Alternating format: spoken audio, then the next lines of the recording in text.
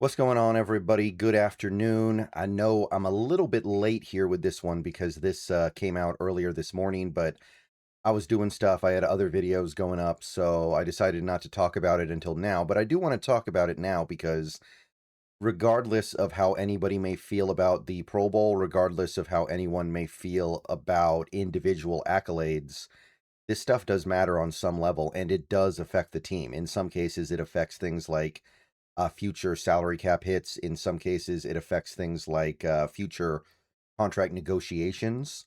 So I think it's important to look at this stuff. So earlier this morning, the Pro Bowl rosters were announced for 2026, obviously for the 2025 season.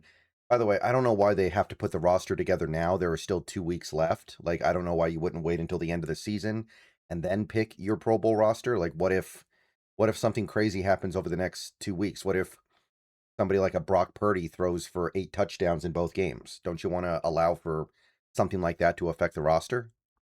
All right, guys, let's take a minute so I can tell you about Sleeper, a one-stop shop for all your sports needs.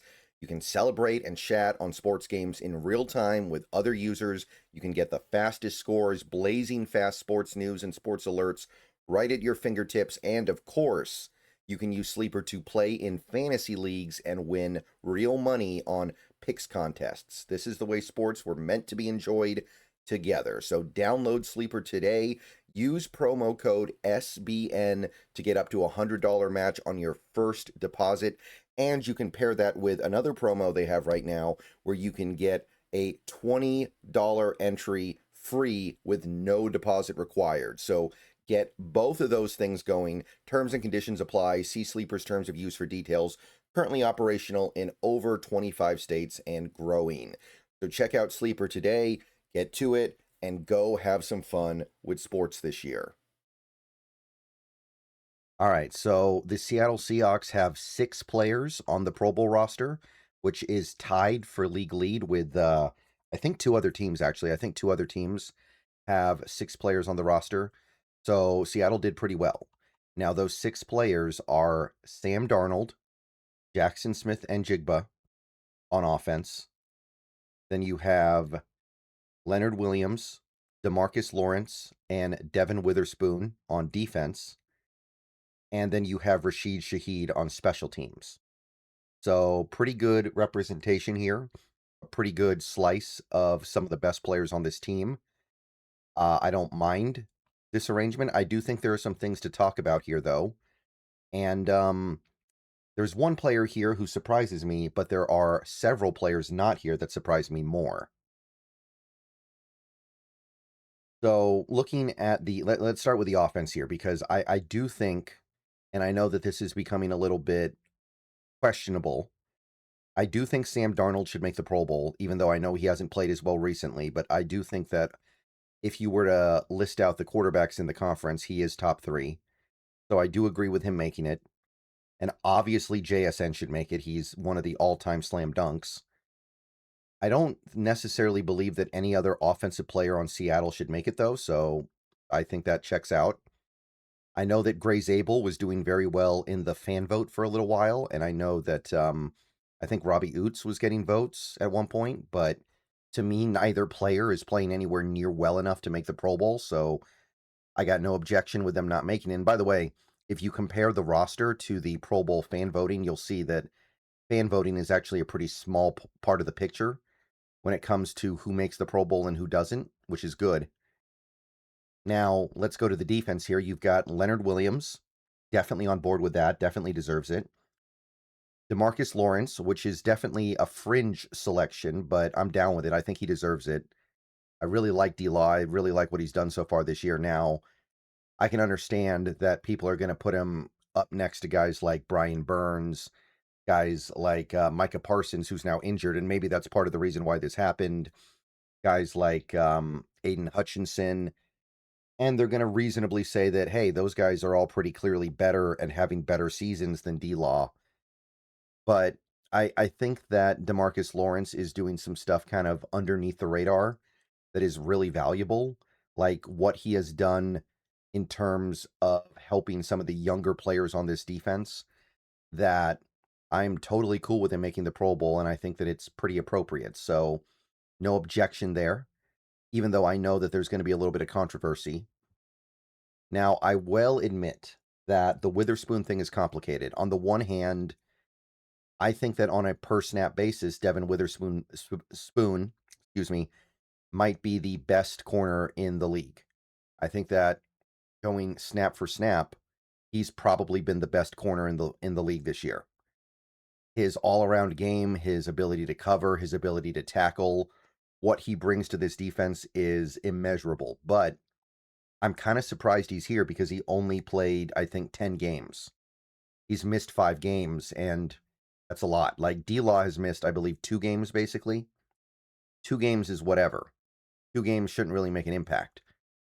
And I like Ernest Jones is another guy who missed 2 games, and he's a guy who I think should have made it. 2 games is whatever. 5 games out of 15 is a lot. So I don't mind Witherspoon being here because he is a phenomenally good player, but I am a little bit surprised that he got in given all the missed games. And then you've got Shaheed on special teams, which, I'm sorry, this is kind of a joke. And no, I'm not talking about Shaheed. Shaheed deserves it. He might be the most feared return man in football.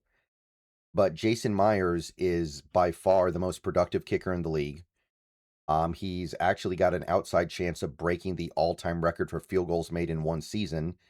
He's made every extra point. He leads the league in scoring by a pretty wide margin. And he doesn't even make the Pro Bowl. Like, what are we doing here? How is Jason Myers not in the Pro Bowl? He might be the best kicker in the league, period, right now.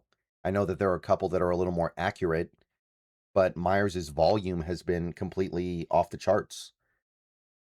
So I don't know what's going on there. I don't know how to account for that. I mean, I'm cool with Dixon. And look, Dixon, for whatever reason, never really gets the end of season credentials that I think he deserves. But I think if you line him up with other NFC punters, I don't know if he's the best punter in the NFC. I don't even know if he's top 3. So, okay, fine, whatever. But Jason Myers is having a generational year pretty much at kicker. What's going on there? What are we doing? So that's ridiculous. But let's go back to the defense here real quick because that's where a lot of the lunacy is. Look, I would have been fine if Witherspoon didn't make it because of the injuries. But where is Byron Murphy, who has 7 sacks and about as many pressures as Leonard Williams, despite playing out of position at nose tackle for a decent chunk of his snaps? And by the way, was number 1 in fan voting at the position. Now, this tweet here from Joe Person talks about the Pro Bowl a little bit and explains why there might be a little bit of a confusion point at the interior lineman position. Because the Pro Bowl is a flag football game this year, the NFL is not naming alternate linemen or specialists. If a defensive tackle drops out, he won't be replaced. That might be part of the reason why Byron Murphy's not there, because they only have a couple of slots, and they went with Leonard Williams and I believe Jalen Carter. Now, Jalen Carter getting into the Pro Bowl this year is one of the most absurd picks I've ever seen. I believe Jalen Carter's played in 10 games this year. He really hasn't been that great. Murphy is clearly better than him. Derek Brown is clearly more valuable than him. I could probably find a couple other guys that have clearly been more valuable than Jalen Carter. So that's just a terrible selection.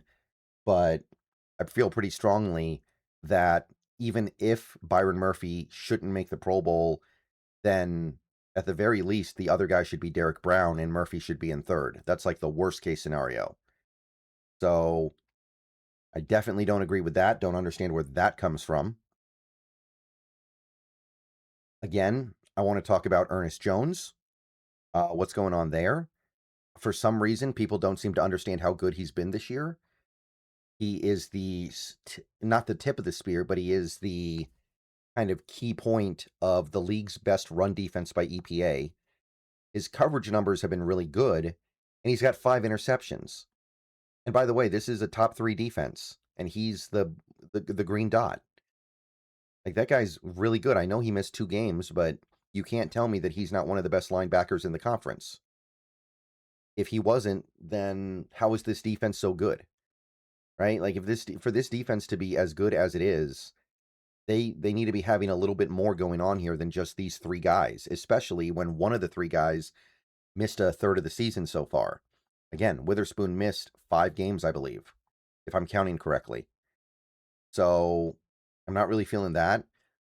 Kobe Bryant got left off, which is surprising based on where the voting was, but I believe that Kirby Joseph got in over him, and Kirby Joseph got hurt as well. So assuming that Kobe's healthy, he'll probably get elevated to that point, but we're not really talking about making the Pro Bowl game. No one cares about the game. It's about making the roster. The roster is what you want to make. And for my money, Kobe Bryant, partially because the safeties in the NFC are not stellar this year, but regardless, was one of the best safeties in the NFC. So those would be the things that really stick out to me. Murphy, Jones, Myers, I think are pretty egregious. And I think Kobe should probably be there as well. And I would even trade Witherspoon for that because, again, Witherspoon missed 5 games. And by the way, Shaheed has played most of his games this year for another team. So even him making this Pro Bowl has as much to do with New Orleans as it does Seattle. Although I think Seattle weighs pretty heavily because of the touchdowns he has here. But I don't know. It feels like the defense got this short end a little bit here. I know that it's good representation, but this is a top 3 defense in the NFL. The representation should, on some level, match the level of play. All right, I'm going to go and get out of here. See you guys later. Go Hawks. Let me know what you think. I don't know. It's not bad. Like, 6 players is good, but I think we should have done a little bit better. All right, go Hawks.